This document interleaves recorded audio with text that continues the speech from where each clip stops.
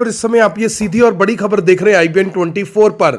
लगातार धमकियां देने का सिलसिला चल रहा है, लगातार लोगों से फिरौती मांगने का सिलसिला चल रहा है और निशाने पर सबसे ज्यादा है आइल्स इंस्टीट्यूट और बच्चों को विदेश भेजने वाले लोग। एक ऐसा ही मामला यमुनानगर के बिलासपुर में सामने आया है, जहां पर बिलासपुर के एक आइल्स इंस्टीट्यूट के अंदर आप देख सकते हैं कि एक लड़का किस तरह से बेखौफ होकर इंस्टीट्यूट के अंदर आता है और फिर कुछ बातचीत करता है और उसके बाद एक पिस्तौल निकालकर लगातार वहां पर गोलियों के बाद गोलियां चलानी शुरू कर देता है, जिसके बाद खौफ में आए जो इंस्टीट्यूट के एम्प्लॉयज थे वो इधर उधर भागना शुरू कर देते हैं। लेकिन ये व्यक्ति नहीं रुकता और लगातार गोली पर गोली चलाता रहता है। इसका मकसद ऐसा लगता है कि जैसे दहशत फैलाना है और उस दहशत के बाद लोगों से फिरौती मांगना है। ये मामला यमुनानगर के बिलासपुर का है, जहां पर आइल्स इंस्टीट्यूट के अंदर ताबड़तोड़ ये फायरिंग की गई है। बाइक पर सवार होकर आए दो बदमाशों में से एक ने बाइक से इंस्टीट्यूट में एंट्री की और उसके बाद इंस्टीट्यूट के शीशे पर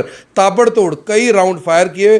जो प्रत्यक्षदर्शी हैं वो बता रहे हैं कि करीब 15 से 16 राउंड जो फायर है वो किए गए हैं और बदमाश फायरिंग के बाद आसानी से बिलासपुर के शिव चौक की तरफ फरार हो गए। सबसे खास बात यह है कि इस फायरिंग के अंदर जो इंस्टीट्यूट आपको दिखाई दे रहा है ये बिलासपुर थाने से महज 500 मीटर की दूरी पर है। इससे समझा जा सकता है कि जो बदमाश है उनके बीच में किसी तरह का कोई खौफ नहीं है।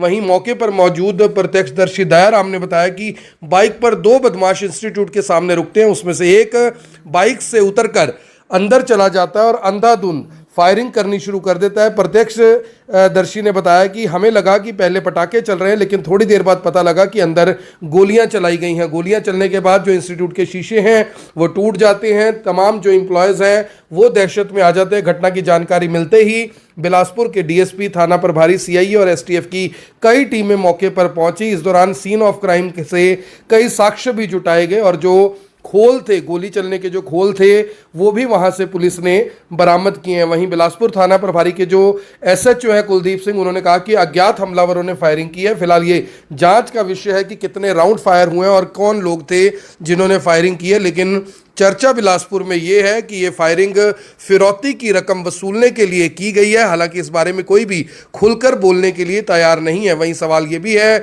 कि बदमाशों के बीच में कानून और पुलिस का कोई खौफ क्यों नहीं है, जबकि इस मामलों के अंदर पुलिस का सक्सेस रेट काफ़ी ज़्यादा है। कई बदमाश, कई आरोपी इस तरह के मामलों में पकड़कर जेल भेजे जा चुके हैं। लेकिन महज कुछ रुपयों के लिए ये लोग किस तरह से इंस्टीट्यूट्स के अंदर घुस जाते हैं, गोलियां चलाते हैं, ये आपने कुरुक्षेत्र में, लाडवा में और अब यमुनानगर में भी देख लिया।